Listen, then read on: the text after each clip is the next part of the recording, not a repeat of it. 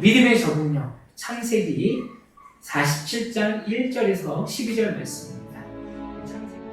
요셉이 바로에게 가서 고하여 이르되 내 아버지와 내 형들과 그들의 양과 소와 모든 소유가 가나안 땅에서 와서 고센 땅에 있나이다. 그의 형들 중 5명을 택하여 바로에게 보이니 바로가 요셉의 형들에게 묻되 너희 생업이 무엇이냐? 종들은 목자이온데 우리와 선조가 다 그러하니이다. 가나안 땅에 기근이 심하여 종들의 양떼를 칠 곳이 없기로 종들이 이곳에 거류하고자 왔사오니 원하건대 종들로 고센 땅에 살게 하소서. 내 아버지와 형들이 내게 왔은즉 애굽 땅이 내 앞에 있으니 땅의 좋은 곳에 내 아버지와 내 형들이 거주하게 하되 그들이 고센 땅에 거주하고 그들 중에 능력 있는 자가 있거든 그들로 내 가축을 관리하게 하라. 요셉이 자기 아버지 야곱을 인도하여 바로 앞에 서게 하니 야곱이 바로에게 축복하매 바로가 야곱에게 묻되 내 나이가 얼마냐? 내 나그네 길의 세월이 130년이니이다. 내 나이가 얼마 못 되니 우리 조상의 나그네 길에 연주에 미치지 못하나 험악한 세월을 보내었나이다. 야곱이 바로에게 축복하고 그 앞에서 나오니라.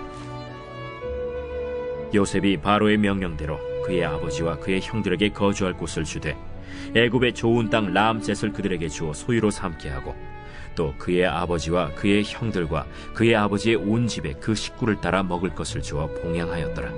가족들 바라보면서 기근이 지금을 견디고 내 옆에 있는 가족을 바라보면서 우리 서로 칭찬하고 위로해 줄까요? 시작! 지혜롭게 생각하고 행동하는 모습이 칭찬해요. 네, 잘하셨습니다. 지혜롭게 생각하고 행동하는 것, 이것이 믿음인데요. 이게 적응입니다. 여러분, 지난주 숙제 다 하셨나요? 지난주에 우리가 파인애플 스토리를 제 유튜브로 보내드렸는데요. 들으면서 여러 가지 생각들이 나셨을 거예요. 내가 하나님의 뜻대로 살겠노라 했는데 내 마음에 왜 그리 분노가 많은지, 사람들이 못마땅한지, 우리의 기대치가 하나님이 아니라 내 욕망에 있을 때 우리 분노하게 됩니다. 여러분, 우리 욕망이 아니라 하나님의 인도가 여러분의 삶에 있기를 소망합니다. 만약에 파인애플 스토리를 읽지 못한 분들은, 보지 못한 분들은 다시 한번 찾아서 봤었으면 좋겠어요. 화내는 삶이 아니라 하나님의 인도를 구하는 삶이 이 시대의 숙제인 것 같습니다. 그렇습니다. 우리는 적응하며 살아가고 있습니다. 2000년대 초반부터 지금까지 핸드폰에 어떤 사람이 자기가 썼던 핸드폰을 이렇게 쭉 펼쳐놓은 거예요. 여러분, 한 20년 전만 해도 대부분의 핸드폰이 폴더폰이었습니다. 그렇죠? 끝에 있는 폴더폰 이렇게 열어서 쓰거나. 저도 이 스마트폰이 나온 게 이제 상용화된 게 한 2009년 정도에 나왔다고 해요. 2009년. 저도 청년 사역을 하고 있었는데 그때 당시에 이제 우리나라 스마트폰이 먼저 나온 게 아니라 애플사에서 먼저 그 스마트폰을 먼저 출시했습니다. 우리 청년들이 보니까 그걸 막 쓰고 있는 거예요. 되게 비싸다고 하는데 곧 100만 원이 넘는 스마트폰을 이렇게 쓰고 있는 거예요. 그때 당시에 야, 얘네 미쳤다. 근데 이제는 이제 스마트폰 안 쓰고 있는 분들이 없어요. 그렇죠? 대부분 스마트폰을 사용하고 계시고요. 아마 우리 어르신들도 스마트폰을 사용하고 싶지 않으신지요. 그렇죠? 그렇습니다. 시간이 지나면서 우리는 적응하며 이제 살아가고 있습니다. 적응하며 우리가 감당하고 있습니다. 여러분, 이 그림 보면 뭐가 좀 언밸런스한 것 같지 않으세요? 균형이 좀 깨져 있는 것 같지 않습니까? 지금 날씨는 눈이 오고 뒤에 사람들을 자세히 보면 추워가지고 엄청 두껍게 옷을 입고 있어요. 근데 한 청년이 반바지에 반팔에 이렇게 의연히 걸어가고 있어요. 여러분, 만약 이런 청년 보면 어떤 생각이 들까요? 딱하다. 어떻게 하다 저렇게 됐냐. 아마 이런 사람은 없어요. 와, 쟤는 이런 추위에도 끄떡 없나 봐. 대단하다. 와, 이렇게 얘기하는 분은 한 명도 없을까요? 아, 쟤 좀 정신적으로 문제가 있다. 쟤 뭔가 이상하다. 이렇게 느낄 거예요. 맞습니다. 이 적응하지 못하면요, 대부분 문제가 있는 거예요. 우리 한국 기독교가 지금 어려운 시기를 겪고 있는데 세상이 바뀌었습니다. 우리가 지금 적응해야 합니다. 그 적응이 변질되라는 것이 적응이 아니라 우리의 모습을 잃지 않고 그 환경에 맞게 살아가는 것이죠. 만약에 여러분이 구약 성경을 읽고 은혜를 받고 나서 우리 미사강변 그 행정복지센터에다 돌담을 쌓고서 예배를 드린다 하면 이거는 우리가 신약의 어떤 복음을 듣지 못하고 우리의 사고 안에 머물러 있는 거예요. 우리는 신약의 예수님을 통해서 어떤 형식을 넘어서 우리 예수 그리스도를 믿음으로 그분과 동행함으로 우리의 믿음이 성장하는 그런 복음에 적응을 하고 있는 거예요. 지금 야곱에게도 그렇게 사랑했던 베냐민을 보낼 수밖에 없는 환경이 왔죠. 그래서 베냐민을 보냅니다. 그 베냐민을 보낼 때 야곱이 어떻게 한 거예요? 나를 사랑해. 또 하나님의 인도하심에 적응한 거예요. 그래서 야곱이 뭐라고 합니까? 잃으면 잃겠다. 이 베냐민을 보내지만 하나님 도와주십시오. 역사해 주십시오. 하면서 맡기고 보낼 수밖에. 여러분, 우리가 하나님께 맡기는 것, 이게 바로 순종이고 적응입니다. 이 시대에 필요한 믿음의 적응력은 바로 이것입니다. 한번 읽어볼까요? 시작. 순종의 적응력입니다. 아멘. 순종이 적응력입니다. 상황윤회를 따라서 그냥 대충 내 이윤을 쫓아가는 처세술이 아니라 하나님 앞에 순종하는 삶. 비판하지 아니하고 평가하지 아니하고 절망하지 아니하고 그 상황에 하나님의 뜻을 찾아가는 것, 이게 순종이죠. 요셉이 10년의 그런 어려운 순간, 노예의 시간이 있을 때 그가 순종했기 때문에 하나님께서 성장하게 하신 것이죠. 성공하게 하신 것이죠. 결국 요셉의 그 어렸을 때의 꿈으로 끝나지 않고요, 그것을 현실화하게 합니다. 베냐민을 데리고 다시 요셉에게 갑니다. 그렇게 됐을 때 요셉의 꿈이 어떻게 됩니까? 현실화가 됩니다. 형들이 뭐예요? 베냐민까지 그 요셉에게 절을 하며 경배를 합니다. 바로 하나님께서 요셉에게 야망이 아닌 앞으로 일어날 하나님의 비전을 비춰주시고 그것이 이루어진 것이죠. 이렇게 하나님께서 꿈을 주시고 이루시는 건요, 철저하게 이런 과정을 통해서 벌어집니다. 화해입니다. 회복과 화해가 있어야 하나님의 비전이 일어나는 거예요. 여러분의 가정에 회복과 화해가 일어나길 소망합니다. 또한 소망이 일어나길 원합니다. 하나님께서 서로에게 있던 미움과 분내함들을 제거하시는 것. 근데요, 여러분, 그 미움과 분냄을 떨쳐버리시는 건 하나님의 은혜로 가능하지만 내가 뭐 하는 거예요? 순종할 때 가능한 거예요. 내 마음을 내려놓는 것도 뭐라고요? 순종입니다.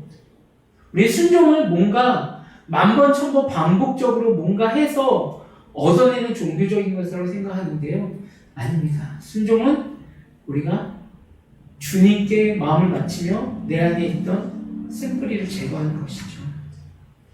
그렇게 야곱의 형제들은 요셉을 만나서 이렇게 보죠.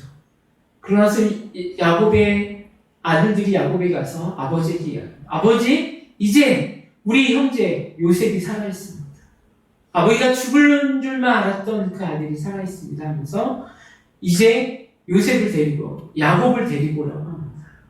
그렇다면 야곱이 가야 할 땅이 어디냐면, 여러분 지도가 잘 보이시는지 모르겠지만 야곱이 가나안 위쪽에, 저쪽 끝쪽에 보이시죠? 가나안 위쪽에 있었습니다. 이제 거기서 내려와서 이제 부엘세바를 지나가게 됩니다. 부엘세바는 바로 아브라함이 이삭을 드리며 제단을 쌓았던 곳이라고 합니다. 할아버지가 아버지를 드렸던 그 부엘세바를 생각을 하면서 그곳에서 잠시 여정을 지나가며 잠을 자게 됩니다. 이때 당시 많이 움직일 수가 없었어요. 왜요? 70명의 대식구를 데리고 꼬마도 있었고요. 나이 많은 자기 부인들도 있었기 때문에 빨리 움직일 수 없었습니다. 그래서 브엘세바에서 잠깐 멈칫하면서 잠을 청하고 쉬고 있었습니다. 그때 하나님께서 야곱에게 임재하시고 말씀하시는 것이 있습니다. 우리 46장 3절 4절을 한번 같이 한번 읽어볼까요? 시작. 하나님이 이르시되 나는 하나님이라 내 아버지의 하나님이라 애굽에 내려가기를 두려워하지 말라. 내가 거기서 너로 큰 민족을 이루게 하리라. 내가 너와 함께 애굽으로 내려가겠고 반드시 너를 인도하여 다시 올라올 것이며 요셉의 손으로 내 눈을 감리리라 할 거라. 아멘. 브엘세바에서 바로 하나님이 계시하시는 걸 듣게 돼요. 그러니까 내가 야곱이 들어야지가 아니라 그 순종의 여정이잖아요. 분명히 하나님께서 야곱에게 내려가라고 하면서 순종의 여정에 있는 거죠. 그러면서 하나님이 이르시되 나는 누구라? 하나님이다. 여러분, 우리는 자꾸 순종하려고 하면 과학적, 상황적 계산을 하게 됩니다. 그러나 이 말 안에 우리가 순종해야 할 이유가 있어요. 나는 하나님이다. 하나님 말씀하시면 모든 피조물은 반응해야 하는 거예요. 근데 어떻게 반응합니까? 믿은 만큼 반응하게 되어 있습니다. 어떤 목사님이 그렇게 얘기하시더라고요. 자기에게 신학교를 가야 됩니까? 말아야 됩니까? 하나님께서 이렇게 부담을 줘서 물어보는 사람들이 오면은 자기는 이렇게 얘기한대요. 100% 가지 마십시오. 목사님, 제가 신학교를 가려고 하는데 가야 됩니까? 말아야 됩니까? 이렇게 질문하면 가지 마십시오. 그 이유인즉슨 하나님이 말씀하신 건 굳이 상담받지 않아도 해야 하는 겁니다. 누구에게 물어본다는 것 자체가 이미 그것은 사실이 아닐 수도 있습니다. 그러니까 하나님께서 우리에게 말씀 주시고 부담 주시고 뭐 하는 거라고요? 순종하는 거. 그리고 고민되고 갈팡질팡하면 하지 마십시오. 지금 하나님이 야곱에게 이야기하는 거죠. 하나님이 애굽으로 나려가기를 뭐하라? 두려워하지 말라. 지금 오늘 제가 이제 이 빨간 글씨로 이렇게 숫자로 표현했는데 하나님께서 명령하신 거예요. 뭐 하지 말라? 두려워하지 말라. 이건 여러분 선포입니다. 하나님께서. 위로뿐만 아니라 그만 쫄아, 그만 염려해, 그만 머리 굴려. 그래서 두 번째 뭐라고 합니까? 너로 큰 민족을 이루게 하리라. 보니까 아버지에게 이야기했던, 할아버지서부터 약속했던 하나님의 그 역사가 다시 야곱이 생각하게 된 거죠. 야곱을 생각해 봅니다. 하루하루 먹고 살아나가기, 목동의 삶을 살면서 그 아들들과 신경전을 벌이면서 야곱은 하루하루 먹기 살기에 바빴던 거예요. 하나님의 약속도 잃어버린 채. 하나님 약속이 뭐였습니까? 너희들의 민족을 크게 하리라. 내 뜻이다라는 것이죠. 근데 그거를 말씀해 주시는 거예요. 순종할 때 하나님 말씀이 생각납니다. 아멘. 다시 한번 그 목표가 보이는 거죠. 그래서 내가 너와 애굽으로 내려가겠고. 근데 이게 되게 충격적인 말이 이 46절입니다. 그때 당시에 신들의 개념은요, 신관, 신에 대한 지역신이었어요. 근데 하나님이 가나안에서 애굽으로 내려간다. 야곱이 뭐 이렇게 이방주의자 뭐 그런 건 아니지만 성경은 뭐를 이야기하고 있어요? 하나님은 지역 공간을 초월하시는 분이라는 거예요. 가나안의 신으로 여겨졌던 그 하나님의 애굽에서도 뭐 한다는 거예요? 내려가겠고 반드시 너를 인도하겠다. 여러분, 하나님은 장소에 매이지 않는 분인지 믿습니다. 아멘. 그래서 지금도 TV 보면서 답답한 마음으로 예배하시겠지만 가정이 인젝터가 돼야죠. 가장 행복합니다. 아멘. 인도하겠고 다시 올릴 것이며. 그래서 세 번째 약속합니다. 요셉이 그의 손으로 내 눈을 감기리라 하셨다. 아직 요셉을 만나지 않았어요. 야곱은요. 그 요셉이 뭐 한다고요? 그의 손으로 내 눈을 감기리라. 야곱 너의 죽음, 인종을 지키겠다는 거예요. 누가요? 요셉이. 눈을 감깁니다. 너의 죽음을 요셉이 보고 끝까지 책임지겠다. 네가 잃어버리니까 아들을 찾아서 그가 너의 끝까지 책임지겠다라는 하나님의 약속을 브엘세바에서 경험하게 되는 것이죠. 여러분 한번 하나님 만났을 때 한번 기억해 보셨으면 좋겠습니다. 내가 하나님 만났을 때 두려움이 없었는데 왜 두려움이 더 커졌는지, 또 하나님이 분명히 내게 사명을 주셨는데 그 사명의 부르심이 흔들리고 있는지, 그리고 하나님 끝까지 함께하니라는 임마누엘 하나님에도 불구하고 내가 왜 이렇게 자포자기하지도 않는지. 이 약속을 갖고 야곱은 이렇게 긴 여정, 고센 땅까지 가게 됩니다. 꽤 오래 걸렸을 것 같아요. 30일, 4일길? 일주일은 걸리지 않았을까? 아무리 가까워. 거리가 좀 있었어요. 네, 우리 47장 1절에서 2절 한번 읽어보겠습니다. 시작. 요셉이 바로에게 가서 아뢰었다. 저희 아버지와 형제들이 소떼와 양떼를 놀고 모든 재산을 챙겨가지고 가나안 땅을 떠나서 지금은 고센 땅에 와 있습니다.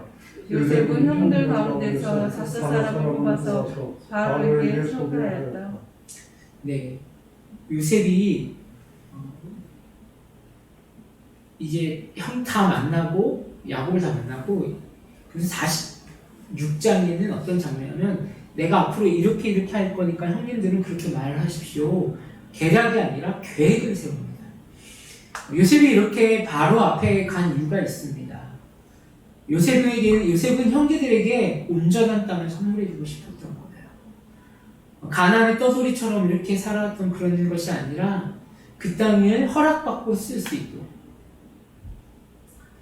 우리 아버지의 형제들이 아무리 자기가 총리 대신이지만 모든 땅이 바로의 땅이었기 때문에 바로가 허락하지 않으면 이방에 객이되고 눈치 보며 살 수밖에 없는 거예요. 그래서 요셉은 그것을 극복해보고자 바로에게 가서 형제들을 소개하고 약속한 땅을 받을 수 있도록 이야기한 것이죠. 바로에 가서 이렇게 합니다. 저와 아버지와 형제들이 소떼와 양떼를, 그리고 정확하게 얘기죠. 모든 재산을 챙겨가지고 가나안 땅을 떠나서 지금 고센 땅에 와 있습니다. 지금 바로에게 보고하는 것이죠. 왜 이런 얘기일까요? 바로가 오해하지 않길 바랬어요. 요셉이 두 번째로 권력 센 사람 아니었습니까?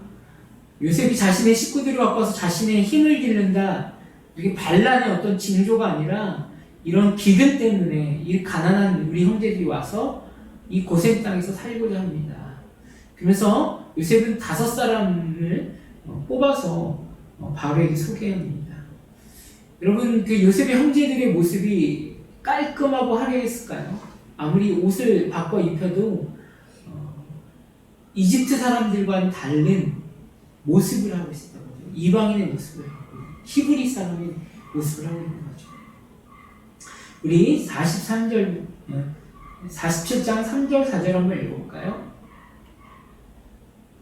네, 시작. 바로가 그 형제들에게 물었다. 그들은 생업이 무엇이요? 그들이 바로에게 대답하였다. 이노님의 종들은 목자들입니다. 우리 조상들이 마찬가지였습니다. 그들은 또 그에게 말하였다. 소인들이 여기서 잠시 오려고 왔습니다. 가나안 땅에 기근이 심하여 소떼가 풀을 뜯을 풀밭이 없습니다. 그러오니 소인들이 고센 땅에 머물 수 있도록 허락하여 주시기를 바랍니다. 지금 바로가 이제 형제들에게 이제 묻는 거죠. 이때 이집트는 제국이었습니다. 엄청 큰 제국이었는데요. 제국의 왕이 일가 목동들과 대화를 한다. 이건 누구가 아니면 힘들어요? 요셉이라는 매개체가 아니면 힘듭니다. 그래서 이 바로도 요셉이 충실했기 때문에 그를 믿고 형제들에게 질문하죠. 그대들의 생업은 무엇이요? 뭐 먹고 살았소? 어떻게 살았습니까? 이렇게 질문하는 것이죠. 직업이 뭡니까? 그들이 이야기합니다. 임금님, 종들은 목자들입니다. 목축업을 했던 사람들이에요.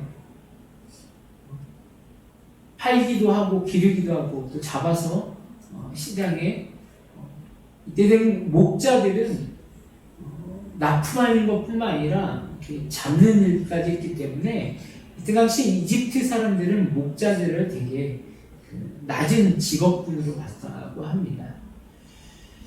우리 조상들 대대로 이 목자의 삶을 살았습니다. 이렇게 얘기합니다. 그리고 나서 우리는 여기에 우리 여러분 성경에는 거류하려고 라고 나와 있는데요. 이것은 이제 쉬운 성경이에요. 잠시 머무르려고 왔습니다. 이 땅에 정착하려고 왔습니다라고 얘기하고 잠시 거류하려고 머무르려고 왔습니다라고 이야기합니다. 잠시 고센 땅에 머무를 수 있도록 우리에게 이 양들과 소들이 말라 죽는 이 기근을 피해갈 수 있도록 도와주십시오, 허락해 주십시오 요청하는 것이죠. 그리고 나서 바로는 요셉에게 이렇게 이야기합니다. 같이 한번 읽어볼까요? 시작. 바로가 요셉에게 대답하였다. 그대의 아버지와 형제들이 그대에게 왔소. 이집트 땅이 그대 앞에 있으니 그의 아버지와 형제들이 이 땅에서 가장 좋은 곳에서 살도록 거주지를 마련하시오. 그들이 고센 땅에서 살도록 하시오.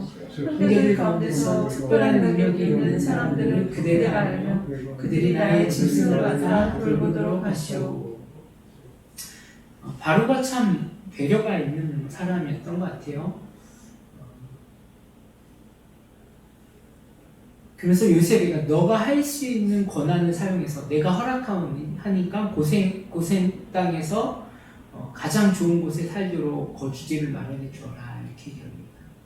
그리고 형제들이 잘 정착할 수 있도록 행정적으로 상황적으로 해 주어라 이렇게 얘기합니다. 이게 그것으로 끝나지 않고요.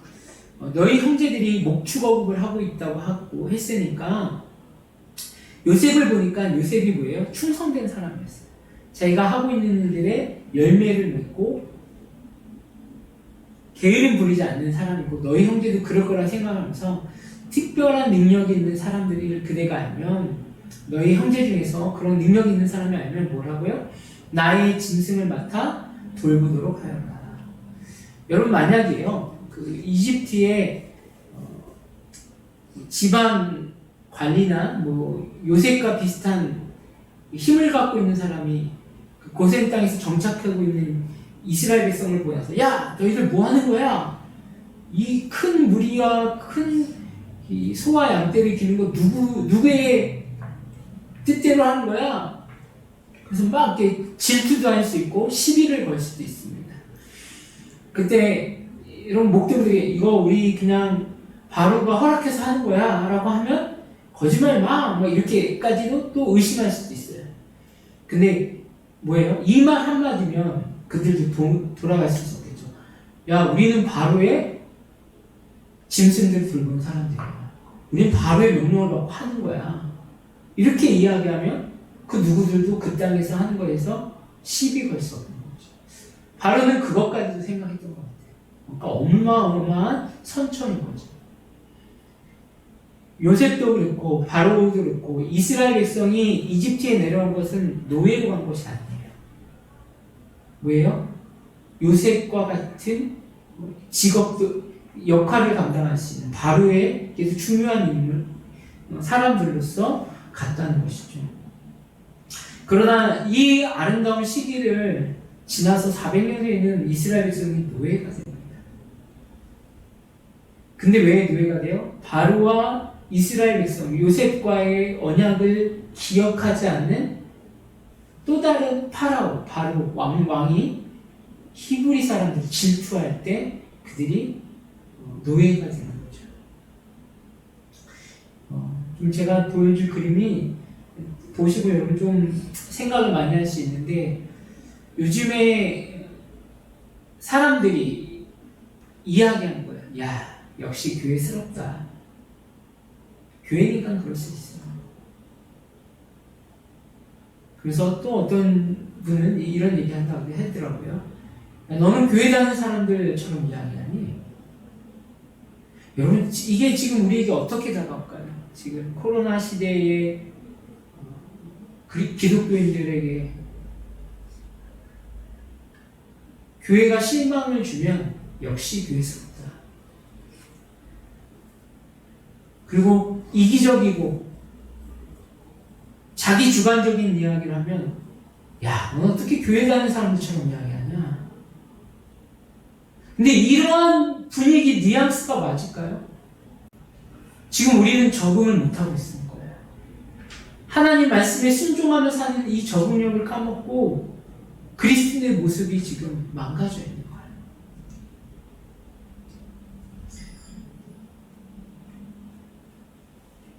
어떻게 해야 할까요? 변호사들을 사가지고 계속 변호를 해야 할까요? 세상에 우리가 맞고 우리가 진리를 따르는 그리스도인이다라고 우리는 맞고 너희는 틀리다라고 강하게 어조를 펼쳐야 할까요? 아닙니다. 순종이 적응입니다. 우리가 하나님께 집중해야 합니다. 주중에 청년들과 성경을 읽으면서 청년이 이해가 안 된다고 하면서 저한테 이 질문을 하더라고요. 목사님, 순종이 제사보다 낫다고 무슨 뜻이에요?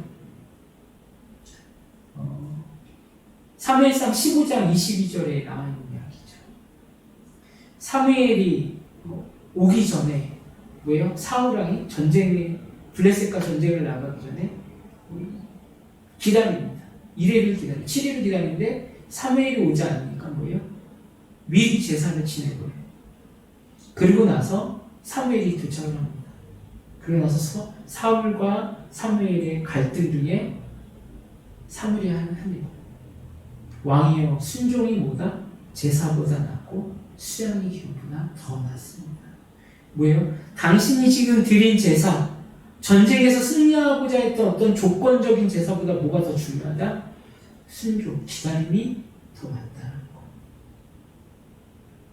그 순종은 하나님의 뜻대로 살아가는 거예요. 하나님의 사랑으로 살아가는 거예요. 우리는 자꾸 정의를 이야기하지만 하나님은 사랑이십니다. 아멘.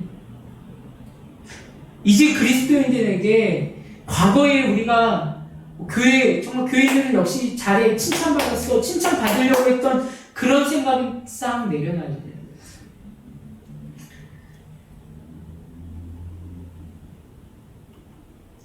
여러분, 이 불교다, 이들이 승려복을 입어서 이렇게 했다고 너무 종교적으로 보지 마시고요. 이 템플 스테이라는 게 있습니다. 뭐냐면 사찰에서 일주일 3일 이렇게 먹고 잡고 하는 거예요. 이 템플 스테이를 하는 사람들이 뭐냐면 마음이 편해진대요.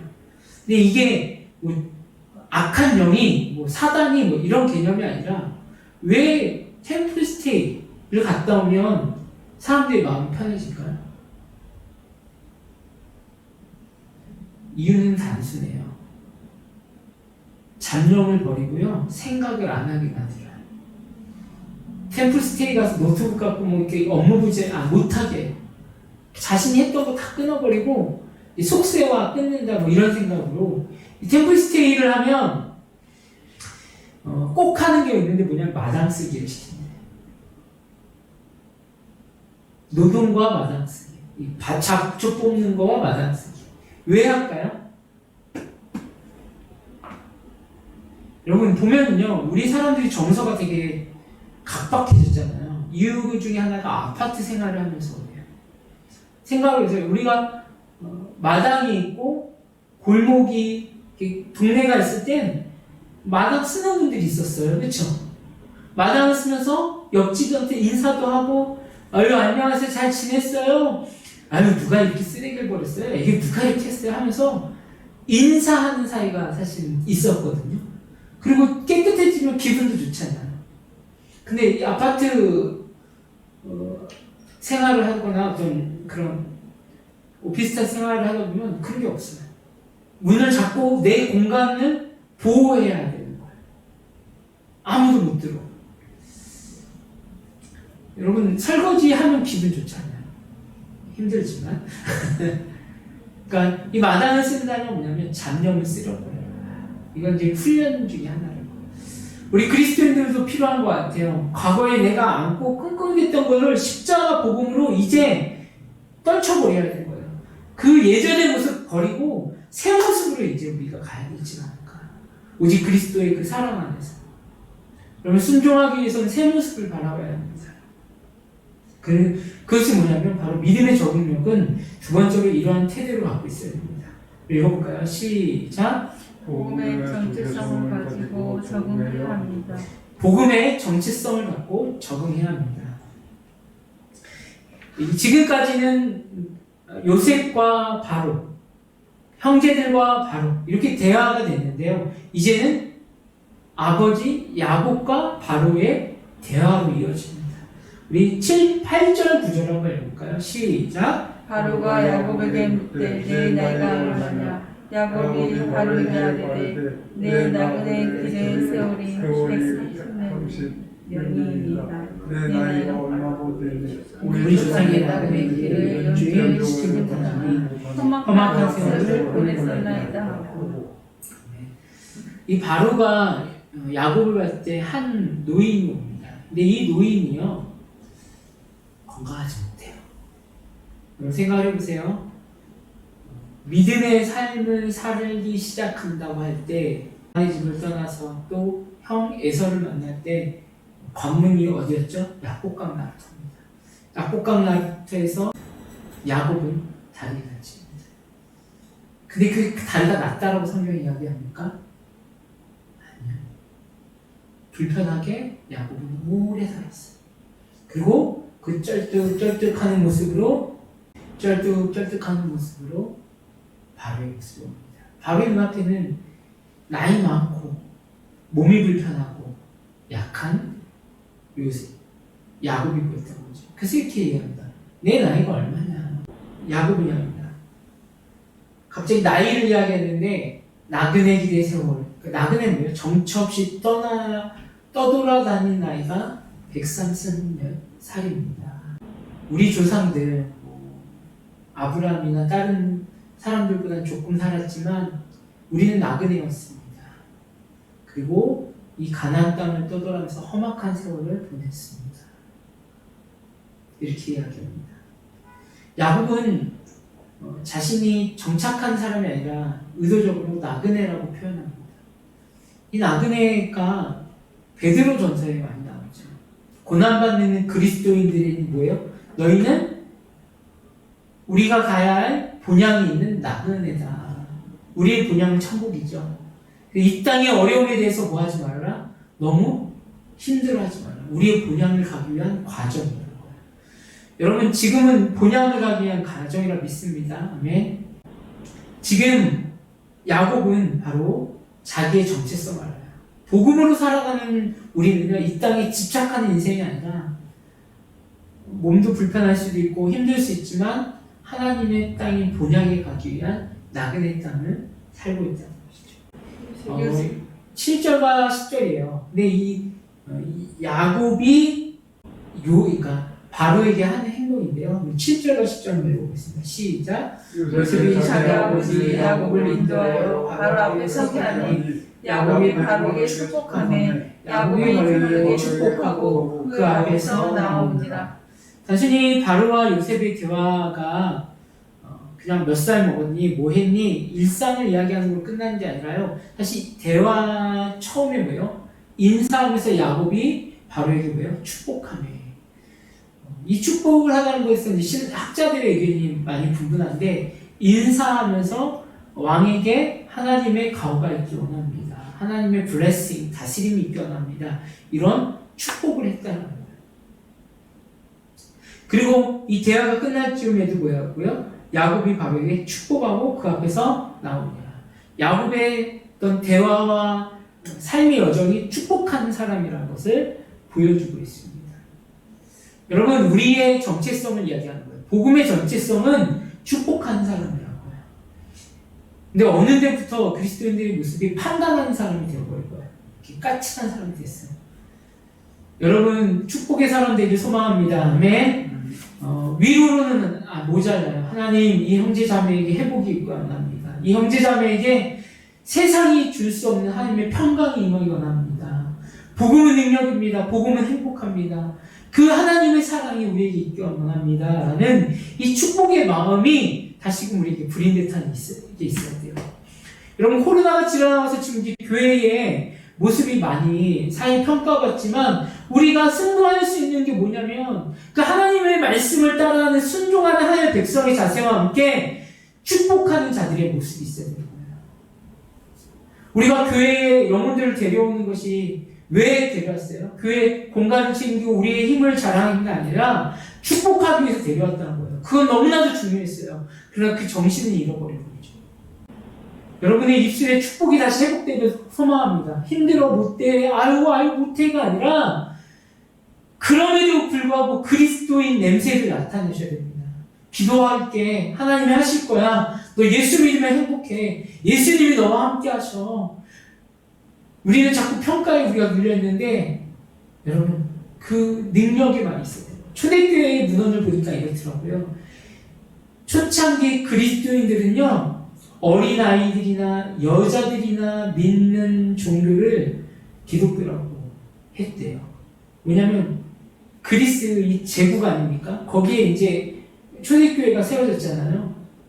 근데 거기 보니까 어린아이들과 여자들만 믿는 종교가 기독교라고. 그렇게 약하고 보잘것없고 하찮게 됐던 거예요. 대화 중에서도. 기독교에 뭐 애들이나 뭐 여자들이나 믿는 종교 아니야. 이스라엘에 있는 그 신 아니야. 부활했다고 하는 이단 아니야. 이 정도로 언급됐던 게 그리스도인들이야. 근데 나중에 300년이 지나서 그 말을 역전시켜버리죠. 뭐로요? 삶으로. 복음의 능력으로. 여러분에게 복음의 능력이 회복되길 소망합니다. 아멘. 12절 한번 읽어보겠습니다. 시작. 요셉은 자기 아버지와 형제들을 이집트 땅에서 살게 하고 바로가 지시한 대로 그 땅에서 가장 좋은 곳인 라암세스 지역을 그들의 소유지로 주었다. 요셉은 자기 아버지와 형제들과 아버지의 온 집안의 수에 따라서 먹거리를 베어 주었다. 요셉이 이 땅을 라암세스 지역이라고 이제 갑자기 바꿔서 했는데 이 고센 땅도 라암세스라고 불러요. 근데 중요한 건 이름을 다시 만들어주면서 거주 활동을 주었다라는 거죠. 소유지로 주었다. 그들의 소유지로. 이제 쫓겨다닌 땅이 아니라 정착할 곳을 주었고 또 당장 그곳에서 뭘 친다고 먹을 수 있는 것들이 적기 때문에 왜요? 먹을 것을 주면서 정착할 수 있도록 도와주었다는 것입니다. 여러분 이번 주에 제가 월요일날 공부를 빡세게 했어요. 오랜만에 공부를 해가지고 머리도 많이 빠지고 그랬는데요. 한 목사님이 공부를 하셔가지고 박사 논문을 썼는데 저보고 서평을 써달라고 논문을 갖고 오셨어요. 논문이 한 200페이지, 한 240페이지 정도 되는데 저도 잘 모르는 부분인데 읽고 서평을 해달라니까 저도 끙끙대면서 읽었어요. 여러분도 잘 들어보신 적도 있을 거야, 안 들으신 적도 있으실 텐데 에큐메니컬 운동이라는 게 있어요. 최근에 WCC 때는 좀 시끄러웠죠. WCC 뭐 악마다 사탄이다 하면서 이 WCC 운동을 하는 교회들을 에큐메니컬 교회라고 합니다. 이 에큐메니컬이 뭐냐면 일치화시키다라는 뜻이에요. 유니온. 하나 통합시키다라는 게 에큐메니컬이라는 단어고요. 이 에큐메니컬 운동과 복음주의, 우리 기독교라고 하는 기독교 보수적인 교회들 그리고 복음 영혼구원이 중요하다라고 그리고 교회는 전도하는 것이 중요하다라고 이렇게 믿고 있는 것을 복음주의라고 해요. 쉽게 얘기해서 복음주의. 보수적인 교회들이 복음주의 교회들이 많아요. 그러니까 그 목사님 이제 논문의 논질이 뭐예요? 에큐메니컬 교회들과 복음주의 교회들이 어떻게 공생할 수 있는가, 하나가 될 수 있는가. 근데 참 좀 추상적이죠. 그들이 나서서 하야하고 하나 되지 않으면 되게 추상적인 내용이죠. 네, 저도 잘 몰랐는데요. 그 논문 보면서 에큐메니컬 운동이 어떻게 일어나는지 역사와 복음주의 운동의 역사를 봤어요. 이거더라고요. 에큐메니칼 운동이 일어난 건 우리 1, 2차 세계대전이 유럽에서 진행이 일어났어요. 독일, 프랑스, 영국, 이탈리아, 포르투 이런 나라들에 의해서 이제 일어난 게 세계대전인데요. 여러분 그 나라들의 특징이 기독교 나라예요. 그렇죠. 영국, 프랑스도 뭐 천주교라고 하지만 독일도. 근데 이 에큐메니칼 운동하는 사람들이 뭐냐면 기독교 국가임에도 불구하고 그렇게 1700만 명이 죽는 1차 세계대전, 더 많이 죽는 2차 세계대전을 보니까 교회가 힘이 없다. 그래서 교회의 지도자들이 모여서 하나의 단체를 만들어서 그런 일들이 일어나지 않게 하자라는 걸로 시작이 된 거예요.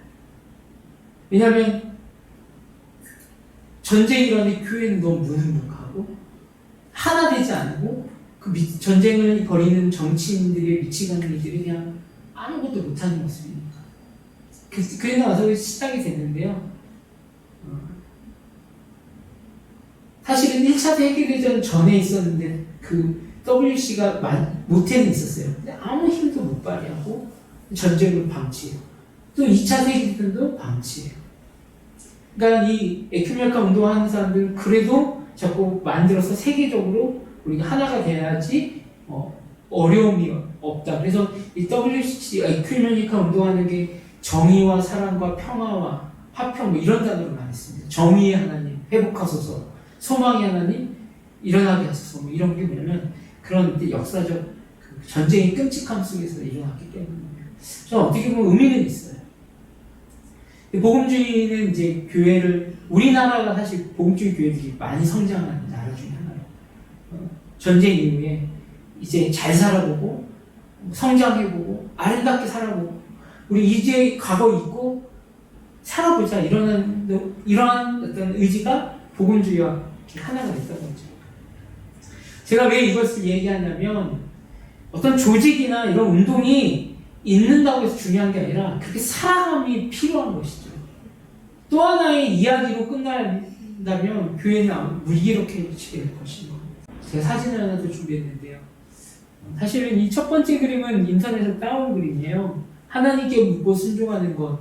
여러분 바닷가 앞에서 이렇게 기도하면 이상하게 쳐다볼 거예요. 그렇죠? 우리가 뭔가 이제 사진을 대고하고 연출하는 모습이죠. 실제적으로 우리의 삶의 순종의 여정은 어딥니까? 지금입니다. 아멘. 옆에 사진은요, 다른 게 아니라 제가 이번 주에 통장 업무가 오랜만에 떨어졌어요. 이 비대면에서 통장들이 다 스톱하고 있었거든요. 뭐냐면 이제 이 국가유공자나 우리 어르신들에게 온누리 상품권을 이제 나라에서 나와서 보급을 하는 거예요. 지급을 해주는 거예요. 그때 제가 깜짝 놀랐어요. 행정센터에 갔더니 제가 담당하는 돈이 제일 많은 거예요. 다른 분들은 뭐 한 박스 이렇게 들고 가면 되는데 저는 4박스를 주더라고요. 그들이 팀장님이 제일 많네요. 그죠? 네, 좋죠. 그래서 웃으는 거 아닌데 나는 그만큼 제가 이제 살고 있는 단지에 이제 주가자 분들 많고 또 힘든 분들이 많은데요. 이걸 나눠드리면서 생각을 하게 됐어요. 참 불평도 했거든요. 이거 번거로운데 제가 5번, 6번까지 찾아가도 못 만나는 분이 있어요. 전화가 또 경제가 힘든 분이 있으니까 끊기는 분도 있어요. 문자를 해도 이제 끊기면서 연락이 안 되는 거예요. 그걸 이야기하려고 하는 게 아니라 이렇게 마스크가요 한 30장면 가까이 나왔던 것 같아요. 한 분에. 그리고 이제 사모까지 나왔는데 저희 사모가 같이 분류해 줬거든요. 저 잘 도와줘요. 그래서 여보 우리 건 없어? 그러잖아요. 우리 건 없어? 근데 저희 건 없더라고요. 그래서 그냥 내가 하는데 나는 없지? 그냥 그러고 이제 지나갔는데 출근을 하니까요 이렇게 와 있는 거예요. 저희 카페에 이렇게 한 박스가 이렇게 조그마한 박스로 이렇게 마스크가 와 있더라고요. 근데 그 마스크가 뭐냐면 노예에서 이렇게 각 교회에 다 이렇게 준 거예요. 별일 아닌데 한편 생각을 바꿔보니까 하나님은 어떤 수레도 우리를 챙겨주시는구나. 참 하나님의 일을 뭐 어떻게 우리가 수치적으로 계산할 수 없지만 나눠도 주님이 채워주신다는 거예요. 아까워하지 말고 우리 게 아니잖아요. 만약에 제가 너무 갖고 싶어가지고 이렇게 제가 나눠줘야 할 그 마스크를 몇 장씩 빼가지고 제 걸 만든다면 티도 안 날 수도 있지만 뭐예요? 우리의 삶이 무너지고 기쁨이 없는 거죠. 여러분 이 시기는 적응해야 할 시기입니다. 순종으로 적응하십시오. 그 순종은 여러분의 보내신 땅에서 하나님의 약속을 기억하는 것입니다. 그리고 그 순종을 어떻게 감당해야 합니까? 여러분이 복음의 사람이라는 그 정체성을 잊지 않으셨으면 좋겠습니다. 여러분 우리는 복음으로 살았습니다. 아멘.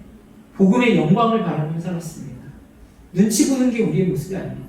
교회는 복음으로 있을 때 가장 행복합니다. 이 코로나 지금은 교회 정화의 작업이라고 생각하면 앞으로 우리 교회 또 여러분의 인생이 복음으로 생동감 있기를 소망합니다. 아멘. 하나님 우리도 야곱처럼 사랑하는 사람들이 우리 곁을 떠나 죽음이 가까이 막 가족들의 갈등과 문제로 하나님을 바라보지 못했고 의심과 두려움만 있었음을 고백합니다. 부엘세바에서 만났던 그 하나님의 음성이 하나님 우리에게도 임하길 소망합니다. 다시금 우리가 가족에서 또 우리가 일하는 일터에서 선교사적인 삶을 살아갈 수 있도록 주님 붙잡아 주시옵소서. 지금은 우리의 죄를 용서하신 예수 그리스도의 은혜와 하나님 아버지의 직하신 사랑하심과 성령님의 교제교통하심이 이들의 삶과 생업과 만남 가운데 또한 가족 가운데 모든 만남 가운데 역사하기를 주님의 이름으로 축원하옵나이다.